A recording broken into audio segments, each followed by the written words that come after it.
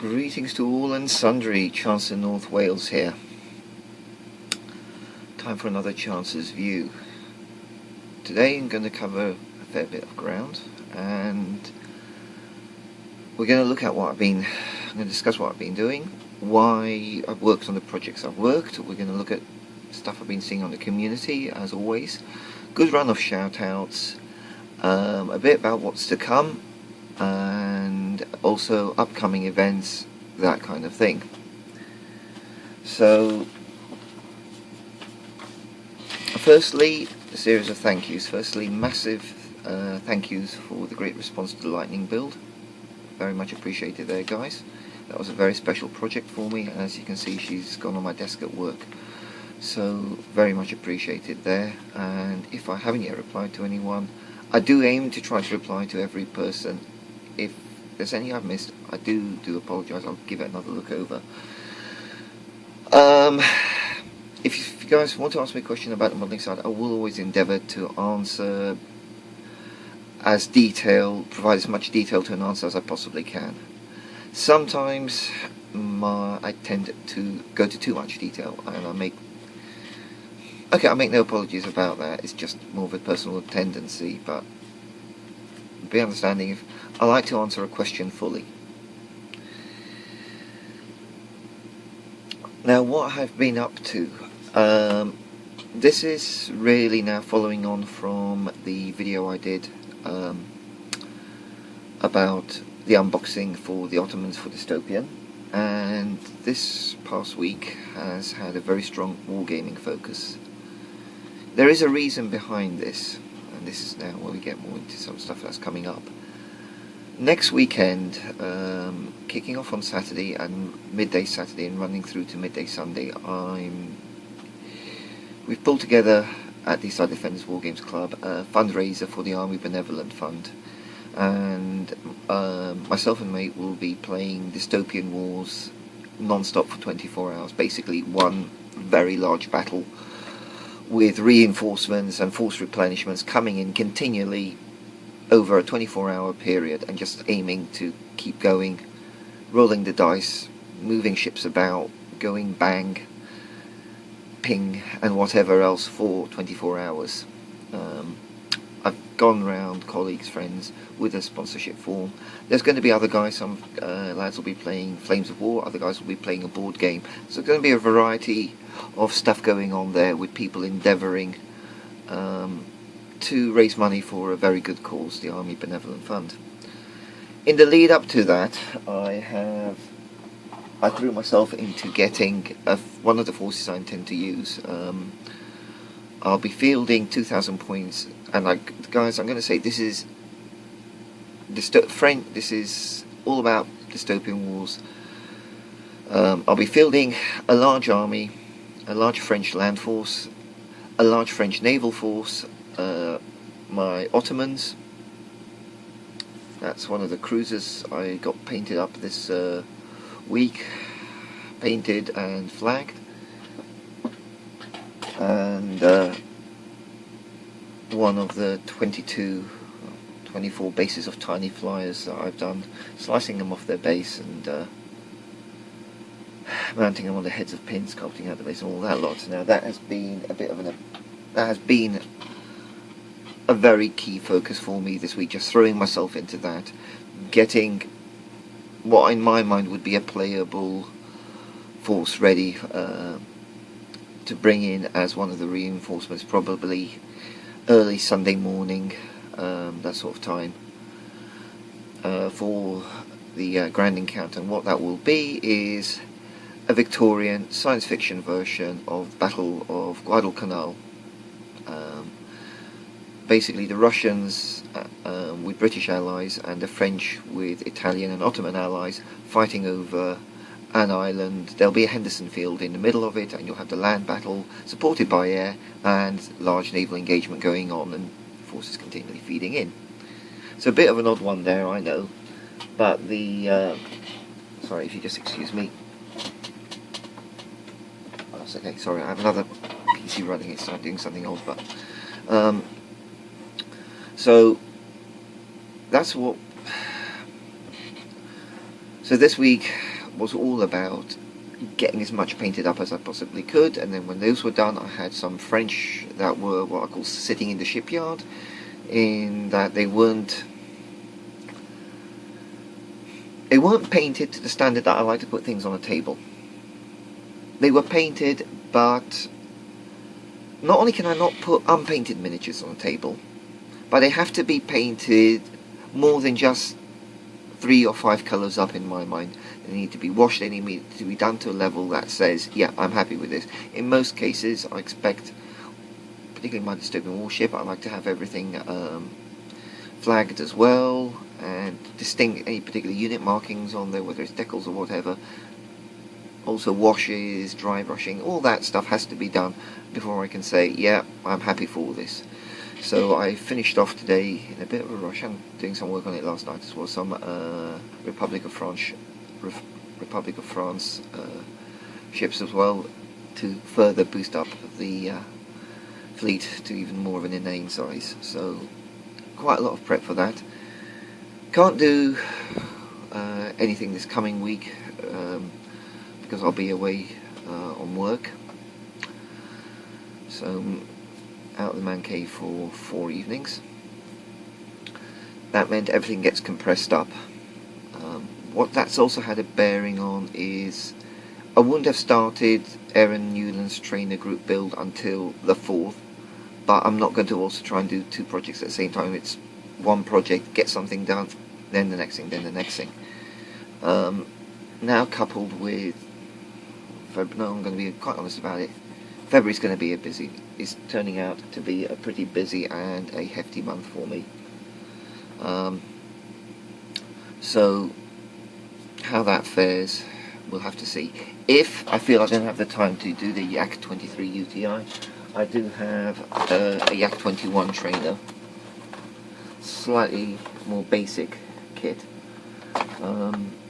Depending upon what time I get back home after gaming on Sunday, and depending upon my mental condition, state of exhaustion, that kind of thing, I may get a chance to start it then. If not, it'll be started the week after next, and then I'll have less than 2 weeks of modelling time to do it, because I'm away on work yet again the week on the last week of February as well, so it's sort of things are stacking up a bit. No, not to put it frankly, not to put it bluntly. Hopefully after February, March might settle down a bit, but right now there's absolutely no telling. There really isn't. Still be aiming a project a month, and if nothing else I can say the DW fleet Ottomans represents a deliverable project over April. If I can get the trainer in, I'll be dead chuffed. That means DW fleet and Aaron Newland's trailer group build. So that I think is a reasonable objective. If I feel that the 23 is going to be a challenge, I'll do the Yak 21. So this particular episode of Chance's View, it's going to focus, and this is what I'm going to say, this is about the shoutouts, because I've done a wargaming in terms of projects so far. I'm going to talk about more the wargaming side of my hobby, and also some of the overlaps that we have between the wargaming and the modelling community. Now, before we get to that, I think it's time we need to start talking about upcoming events. And the first one on the list is Sunday, February the 23rd, which is going to be South Cheshire Militaire in Crewe. It's at the Victoria Centre, the Oakley Building, West Street, Crewe. There'll be details to it, a link up in the area below, so please look that up. Chester Model Club will be there. I hopefully will get my backside into gear and bring along some models for that. I will, if I'm there, there will be a full event video photographic series about what's going on. So that's the particular goal for that event.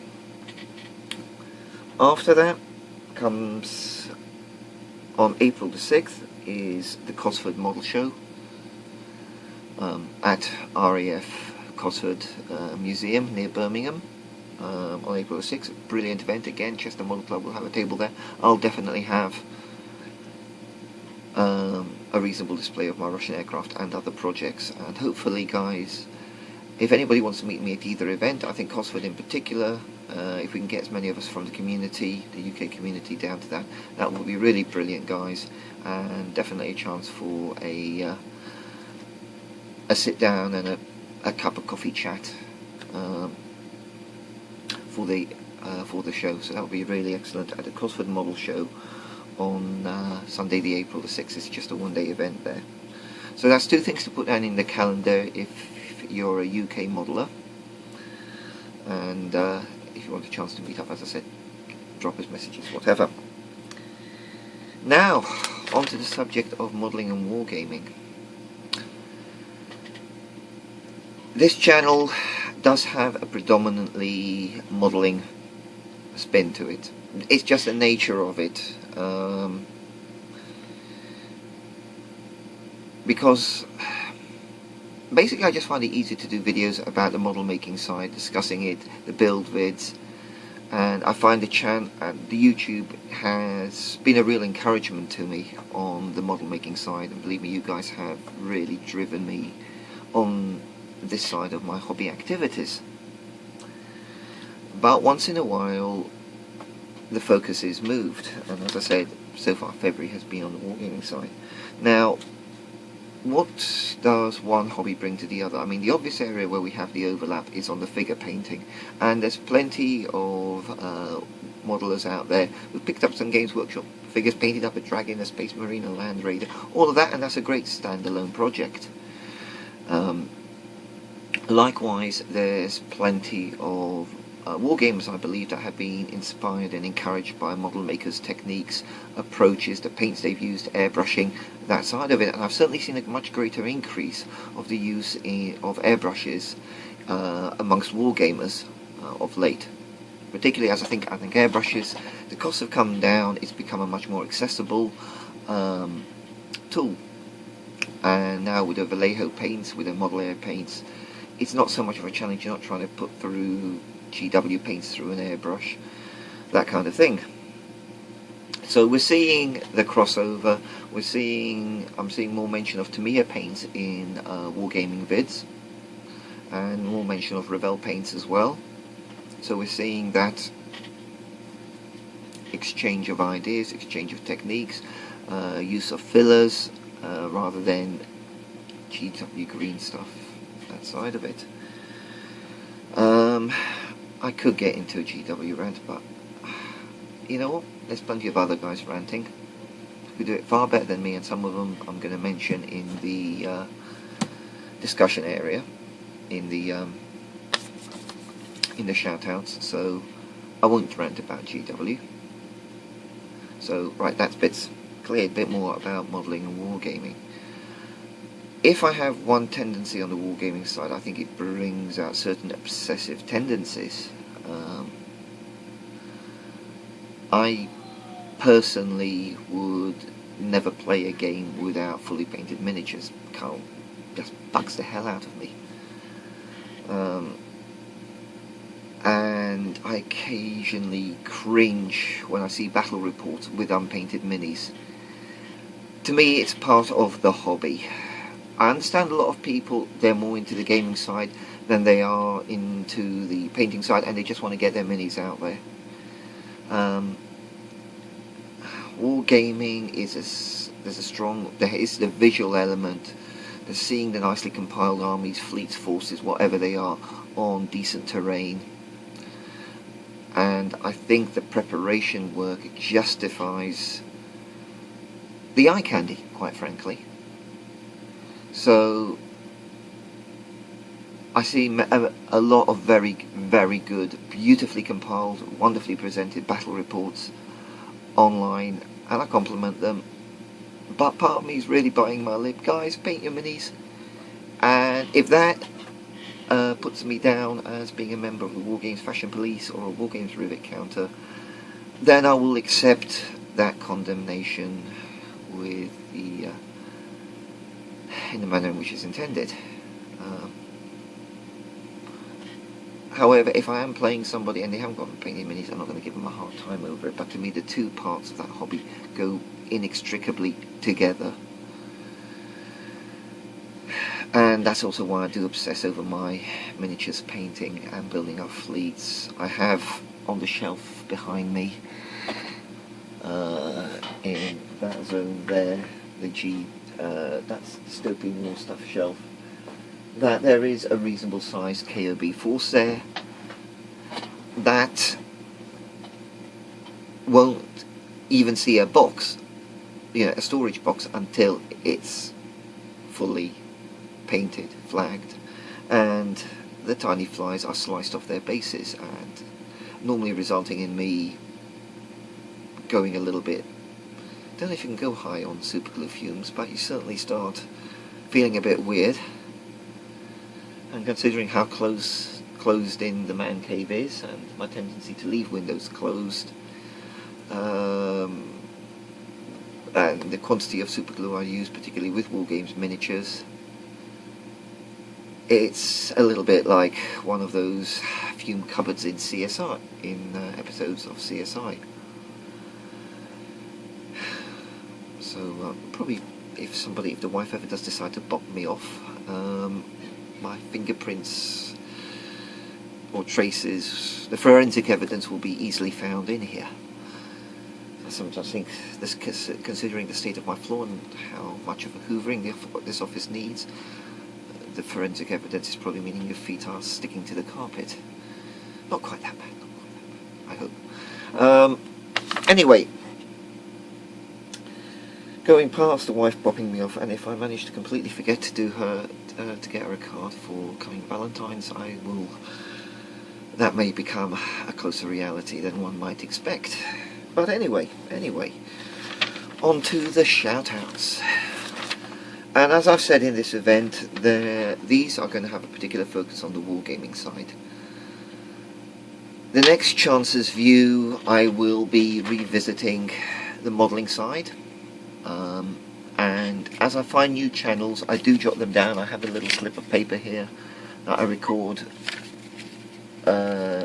new people I subscribe to, things about the community, that kind of stuff, and I keep the records and then look back over it, check you guys out, see what I've missed. And I'm going to say this, guys, because of the focus I've had, when I've been doing the painting, I've been watching a lot of, I've had on a lot of the series of the BBC documentaries about the First World War, that kind of thing. I've been listening quite heavily to documentary stuff. So my attentiveness to the YouTube community has not been at its usual level, but I do check through. It's just sometimes I find it harder to stop when you're batch modelling, when you're batch working. Wargames painting is about working in project batches, and I think process rhythm flow becomes much more of a critical aspect to it. Breaking that flow is far more disruptive, just to the flow, whereas in modelling the nature of the sub-assemblies, it's easier to pause, make some comments on the video, get back to it. That's just personally how I find it. So when I'm heavily on a modelling projects, far easier for me to be listening to vids, pausing, commenting, carrying on, next sub-assembly, next bit of painting. It's just easier. So that's why this week maybe I haven't been as attentive to the community as I normally am. Apologies, I am still watching a number of videos, just not necessarily pausing to comment all the time, putting in quite a few more likes. Anyway, the shout-outs. And I'm going to start here with a gentleman who we are very fortunate that I spotted him on YouTube, mentioned the Side Defenders Wargames Club, and now he's attending our club. A gentleman by the name of North Wales Miniwargamer. A very nice lad who is, he's got a good channel. He started off on the 40k side and is now being bitten by the flames of Warbug, and We've seen him playing that at the club, starting to collect it and that side of it, and he's now not only got his Wargaming channel, but he's also got a blog, and there's a video about his blog. So if you go to North Wales Mini Wargamer, you'll see a video about his blog that links to his blog, where he'll be putting in photos and enhancing his views on the hobby. So please look him up, and if you're into the wargaming side and the miniatures painting side, and I know quite often some of the modelers have been drawn into the Flames of War minis. They want a simple, straightforward project that they can do quickly. There's the overlap there. Look this chap up, really nice lad, North Wales Mini Wargamer. The next chap I'm going to mention is somebody I only subscribed to very recently, Andy 2D6. He is a wargamer with a very established channel, huge number of subscribers, who produces, quite frankly, excellent videos. He's done some great, somewhat dark satirical stuff. He has a very well developed sense of humour that is communicated into his approach to his vids. He definitely doesn't take this hobby too seriously, and he's saved me the need for doing a rant about what's happened with White Dwarf and Warhammer Visions. See his channel, his satirical take on that, and then follow other links, comments to see what other people have said it. You don't need me repeating that gubbins. However, Andy 2D6, excellent channel. Thoroughly appreciate his perspective on the wargaming hobby.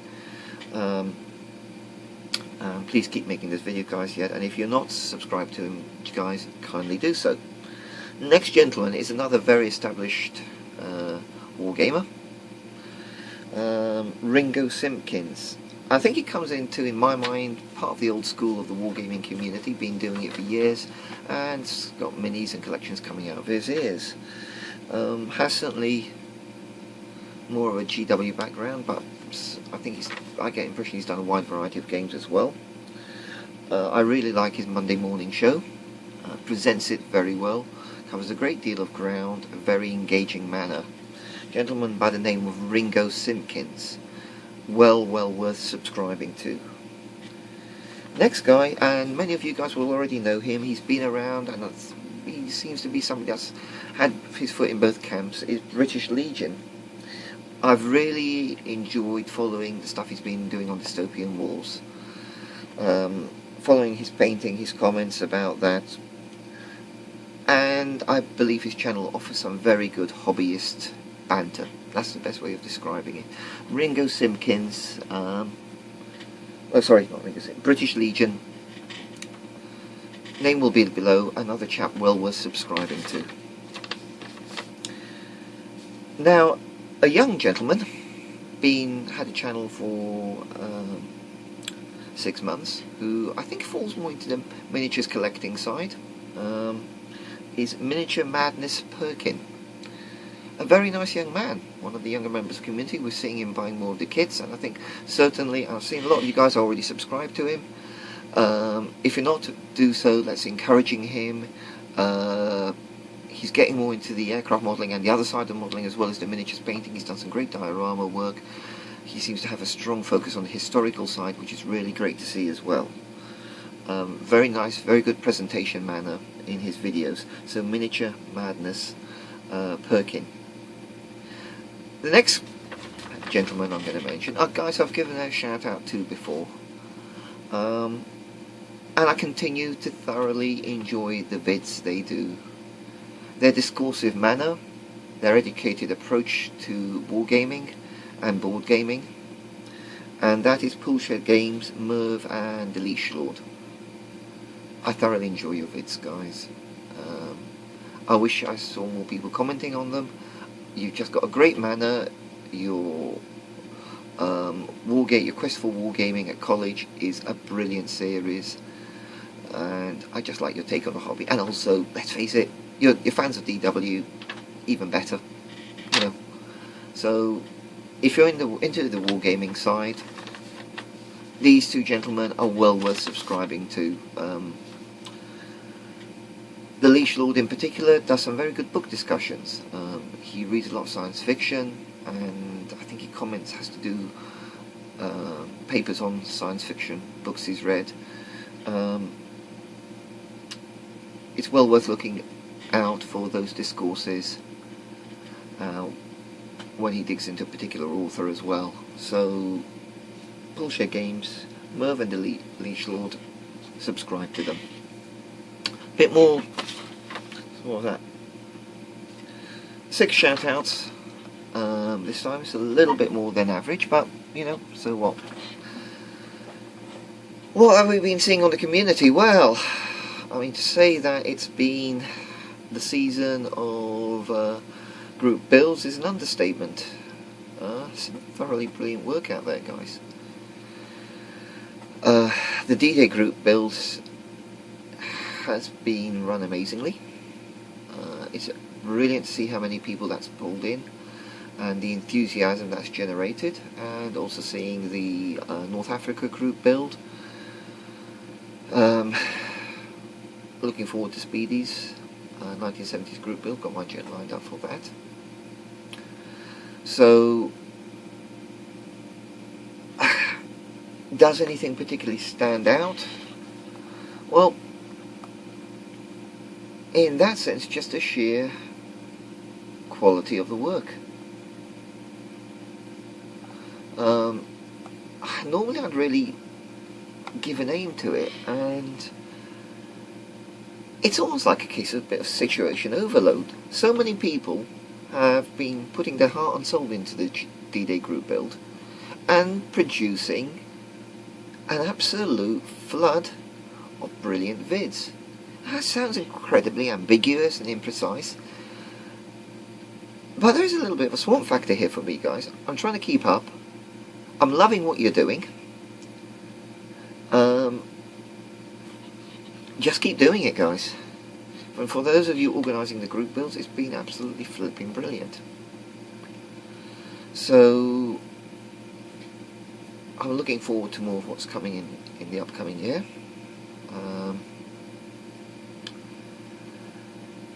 I would say, guys, if also, alright, it's said by many of you lot, hold your families, hug your kids. It will be echoed by me. A couple of you guys who talk to me regularly know some of the stuff that's been going on. Particularly Monday, just come after having to attend to something my daughter couldn't face going back into work. If you're the parents of teenagers, my heart goes out to you.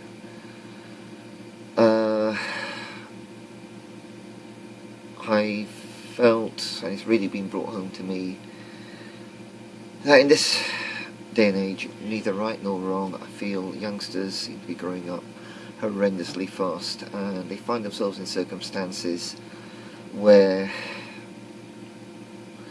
basically we weren't doing that until we were 18, 19, 20.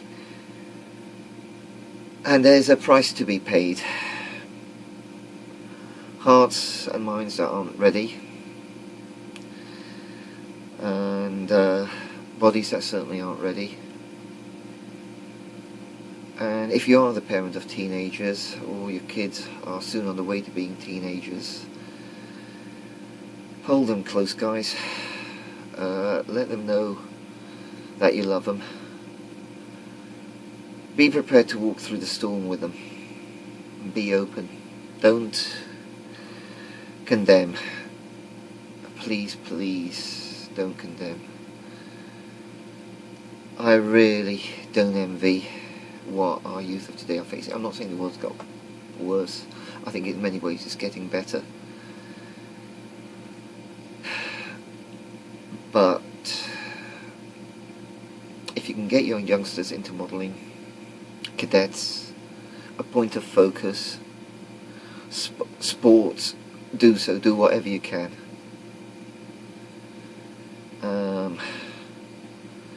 Because without that direction, sometimes what happens is pretty fucking scary. And modelling, and I've seen it with the youngsters on this community, modelling is one of the things that makes the difference, as does the wargaming. The Chinese proverb, blessed is the man with a hobby, for he lives in two worlds.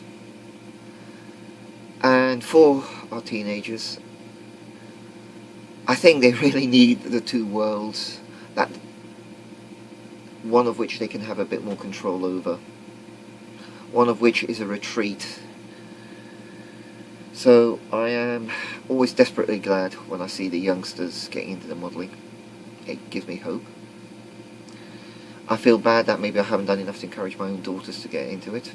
I have to play some board games with them. If you can, guys, do not miss up the opportunity to involve your kids with your hobbies, particularly now. To give them something that they can turn to, a place to escape to, that isn't sat, and I'm pointing now towards my lounge, that isn't sat in front of the television with their brains going on, turning to mush. And if you want to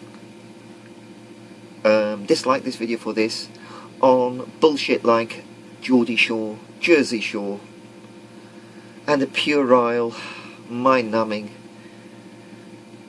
dreadfulness that is Britain's Got No Fucking Talent Whatsoever, I'm a Celebrity, Get Me a Career, and any one of those other wonderful videos, shows,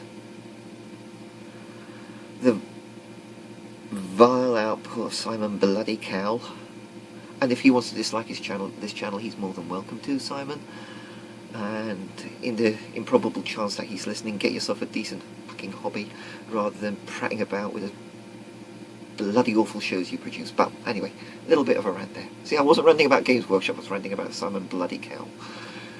That's one reason why I haven't sat on my sofa in my lounge for, I think, about 3 weeks now, because I really detest that shit that is on television. So, ranting over. Hold your kids tight, guys. Provide them the space. Encourage them. And when the shit hits the fan, for Christ's sake, be there for them, guys.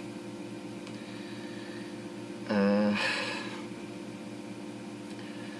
before I get any more morbid, salutation, etc., etc., God bless. Take care. Happy modelling. Happy wargaming. All the best. Chancellor of North Wales signing off.